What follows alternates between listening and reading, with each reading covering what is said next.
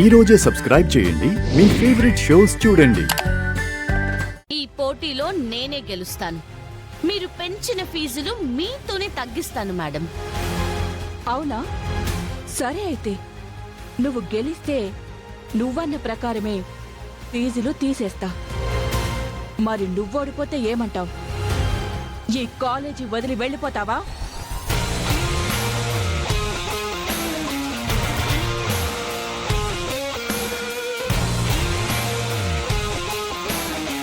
ఇది అన్యాయం.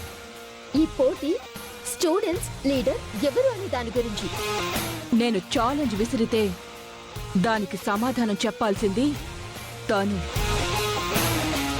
నువ్వు మధ్యలో మాట్లాడకు. చెప్పు, నువ్వు ఓడిపోతే ఈ కాలేజ్ నుంచి వెళ్ళిపోతావా? ఛాలెంజ్ని తీసుకుంటావా? నేను మీ ఛాలెంజ్ని స్వీకరిస్తున్నాను.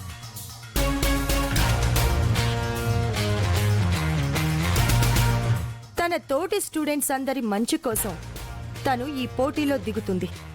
ఒకవేళ ఈ పోటీలో తను ఓడిపోతే పల్లవియే కాదు, తనతో పాటు నేను కూడా ఈ కాలేజ్ నుంచి వెళ్ళిపోతాను.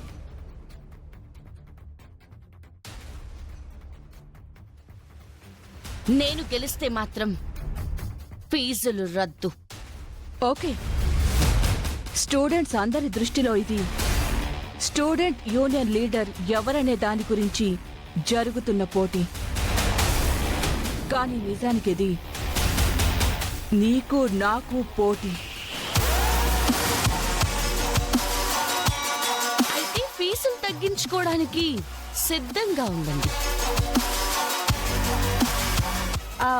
మేడం, మీరు గెలవడం కోసం తీసుకోవాల్సిన జాగ్రత్తలు ఏవైనా ఉంటే తీసుకోండి. అట్లీస్ట్ ఆఖరి పోటీ వరకైనా అక్షిత పోటీలో నిలబడాలి కదా. లేదంటే మొదటి రౌండ్లోనే తను కింద పడిపోవడం, మీరు తల ఉంచుకోవడం ఒకేసారి జరిగిపోతుంది. సరే, పదండి.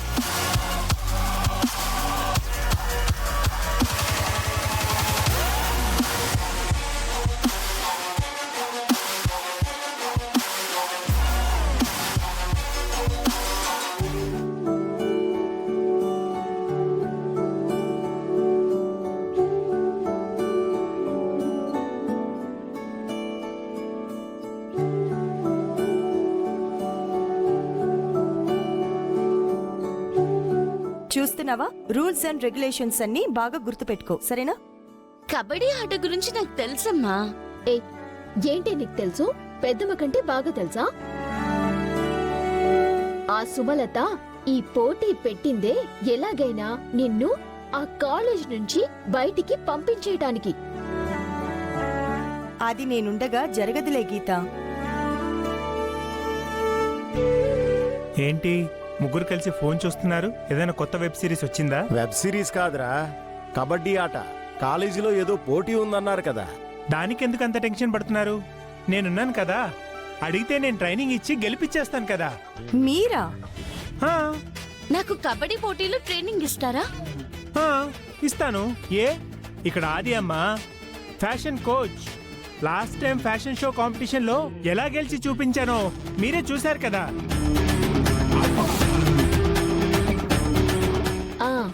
పెద్దమ్మ పల్లవి మీకు కలిసి సపోర్ట్ చేస్తే మీరు గెలవటం అందరం చూసాం. నిజమే కదరా. ఆట ఎలా ఆడాలో పల్లవి చూసుకుంటుంది, ఎలా ఆడించాలో గుండమ్మ చూసుకుంటుంది. మరి నువ్వు నేనేం చేద్దాం? మనమందరం గ్యాలరీలో కూర్చొని పల్లవి గెలుస్తుంటే క్లాప్స్ కొడదాం. అది కరెక్ట్ రా. ఈ పోటీ కేవలం వ్యక్తిగతం కాదండి.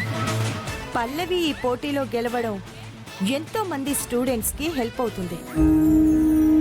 కాబట్టి ఎంత కష్టమైనా ఈ కబడ్డీ పోటీలో గెలుస్తాను. కాలేజ్లో ఫీజులు పెంచకుండా ఆపుతాను. అమ్మా, సంకల్పం మంచిదైనప్పుడు మన కష్టానికి తోడుగా ఆ దేవుడి సహకారం కూడా ఎప్పుడూ ఉంటుందమ్మా. కాలేజీలో జరిగే కబడ్డీ పోటీల్లో ఖచ్చితంగా నువ్వే గెలుస్తావు.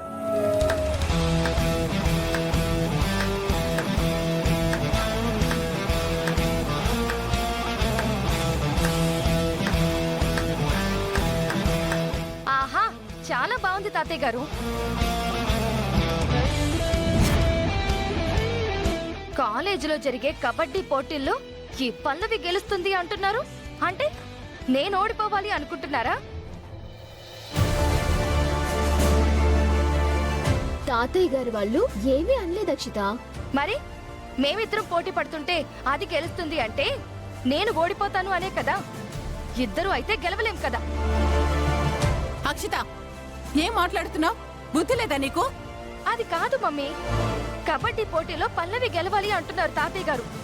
అంటారే, ఆయనేంటి ఈ గుండమ్మ, మీ పెదనాన్నగారు, ఇదిగో ఈ గీత అందరూ కలిసి పల్లవి మాత్రమే గెలవాలని కోరుకుంటారు. ఈ అమ్మాయి ఎవరే? ఈవిడికి కూతురు లాంటిది, ఆయనకేమో మనవరా లాంటిది. మరి నేనెవర్ని? నువ్వా అడ్రస్ లేని దానివే.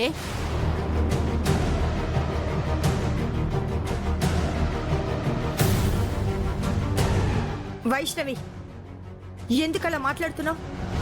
అలా మాట్లాడుతున్నాను అంటే ఈ ఇంట్లో నన్ను, నా కూతుర్ని మీరంతా అలాగే కదా చూస్తారు. వైష్ణవి, ఎందుకలా ప్రతిదానికి తప్పుగా అనుకుంటూ ఉంటావు?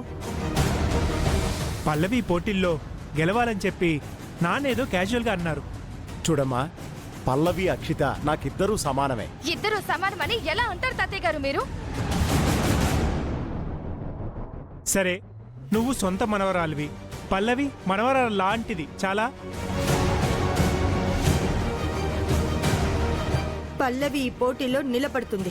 కాలేజీలో ఫీజులు పెంచకుండా ఉండటం కోసం, 10 మంది స్టూడెంట్స్కి ఉపయోగం జరగడం కోసం సుమలత మనలో మనకే గొడవలు పెట్టి మన వేలుతో మన కన్నే పొడిపించి పల్లవిని కాలేజీ నుంచి బయటికి పంపించాలి అని పల్లవికి ఆపోజిట్గా అక్షితని నిలబెట్టింది వైష్ణవి. ఆ మాత్రం కూడా అర్థం చేసుకోకుండా నువ్వు అక్షితకి సపోర్ట్ చేస్తున్నావు. పల్లవితో పోటీ పడటం అంటే ఏదో ప్రపంచాన్నే జయించేసినట్టని అక్షిత ఫీల్ అవుతోంది. ఫీజుల బారి నుంచి పేదల్ని కాపాడడం కోసం మీరిద్దరూ సొంత అక్క చెల్లెళ్ళలా కలిసి ఒకవైపు ఉండుంటే బాగుండేదమ్మా. గుర్రం గాడిద ఒకటే ఎందుకు అవుతాయి తాతయ్య? ఒకవైపే ఎందుకుంటాయి? పల్లవి గుర్రంలాగా చలాకీగా ఉంటుంది, అది అందరికీ తెలుసు. మరి మిగతాది? ఓహో, నీ గురించి చెప్పుకుంటున్నావా? ఏయ్! నా మీద సెటర్ వేయడం కాదు, పోటీలో గెలవమను. చూడండి, పోటీలో పల్లవిని ఓడించి తీరతాను. డైలాగులు ఎందుకు అక్షిత? గ్రౌండ్ లో చూసుకుందాం.